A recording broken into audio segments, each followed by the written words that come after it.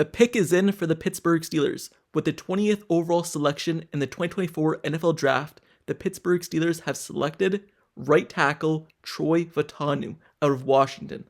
So, the Pittsburgh Steelers have now gotten their franchise right tackle, and someone who will be playing that position for many years to come.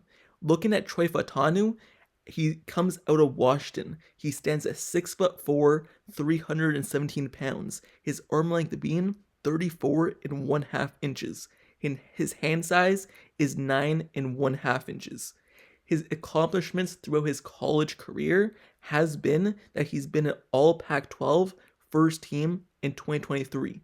Also, he won the Morris Trophy winner in 2023 as well. He made second team all Pac-12 in 2022. And looking at Troy Fautanu, he'll bring a physical and mauling demeanor to the Pittsburgh Steelers on the offensive line. You look at his strengths and what he'll provide the Pittsburgh Steelers, well, he is a physical run blocker. And he has a really great athletic ability, being able to move all over the football field. And also, he's positional flexible as well. Even though he will be the right tackle for the Pittsburgh Steelers, he can still play other positions if someone gets injured or the Steelers need him to play it. But he will be playing right tackle. And this is because Omar Khan has already said way back, months ago, that left tackle will be Broderick Jones' spot.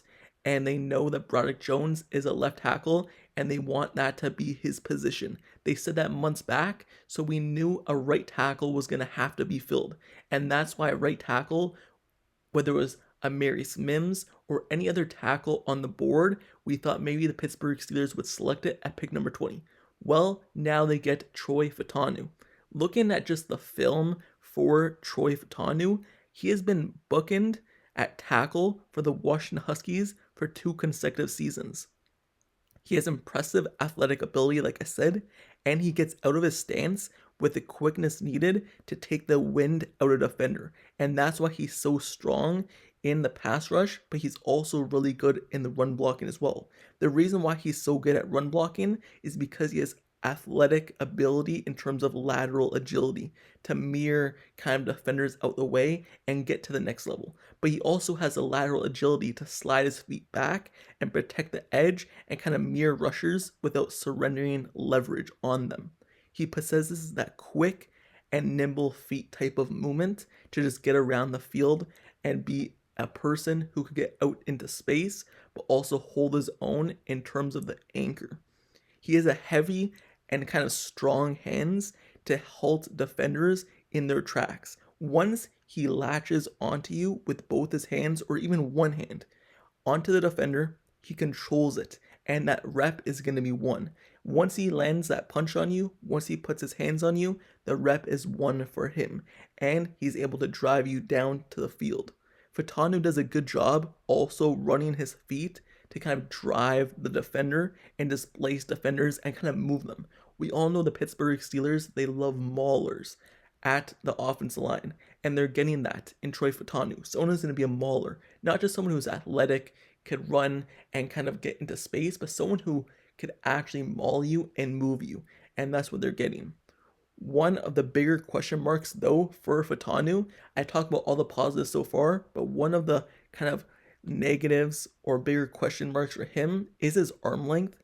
It looks less than ideal in terms of the size and how he's able to hold you off, but he still lands that punch really nice, and once he does land his hand on you, it's over. But that's the one big question mark for him. Also, some concerns with him has been his kind of hand technique and how he uses his hands and how he does land his hands on you. But like I said, once he lands on you, it's done. He's also sometimes overly aggressive, which could make it a negative for him. But obviously, Mike Tomlin always says he wants people who are aggressive and you don't have to hype them up. And he's a player you don't have to hype up. You want a player to be more aggressive than non-aggressive. Because you have a non-aggressive player, then it's going to be a really hard time to get them going. But since he's always aggressive in whatever he does, whether that be pass blocking or run blocking, that's a great thing. Because you could tone a player down, you can't tone them up. It's very hard for that.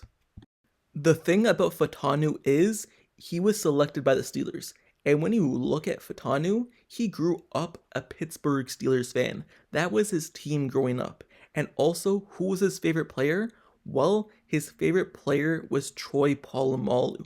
And now he gets to be on his favorite team and also be on the team that his favorite player was on. So this is just a great story for Troy Fautanu.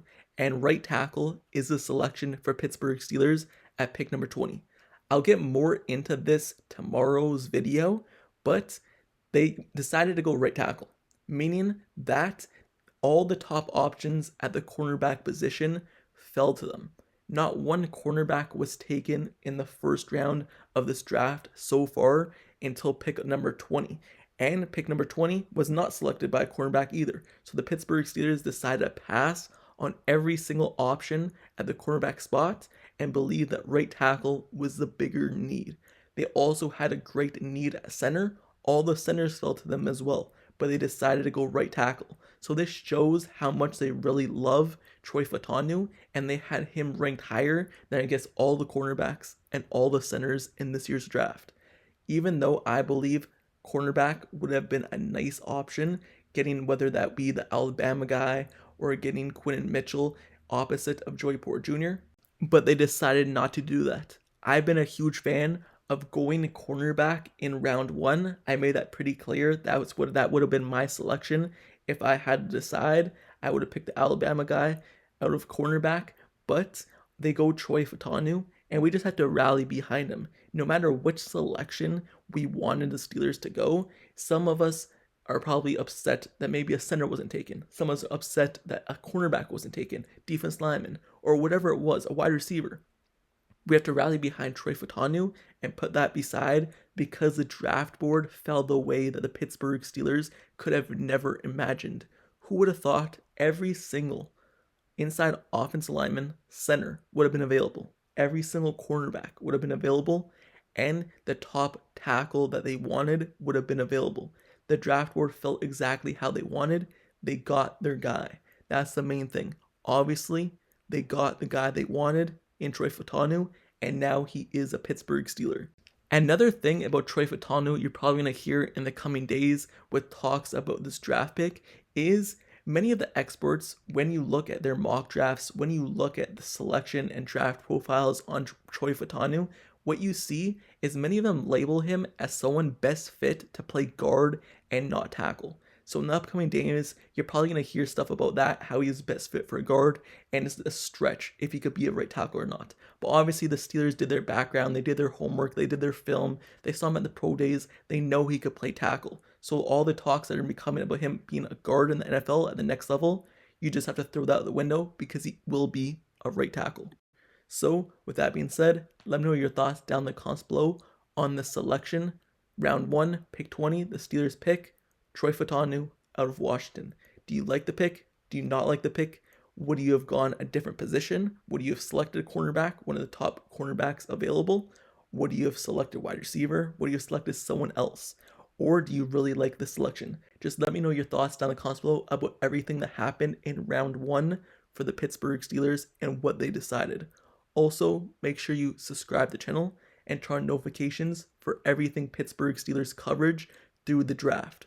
I covered all the offseason so far. I'll continue to cover every single player, every single selection of the Pittsburgh Steelers, whether that be trades or anything.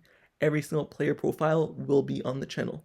All the undrafted guys as well that we end up signing in after the draft.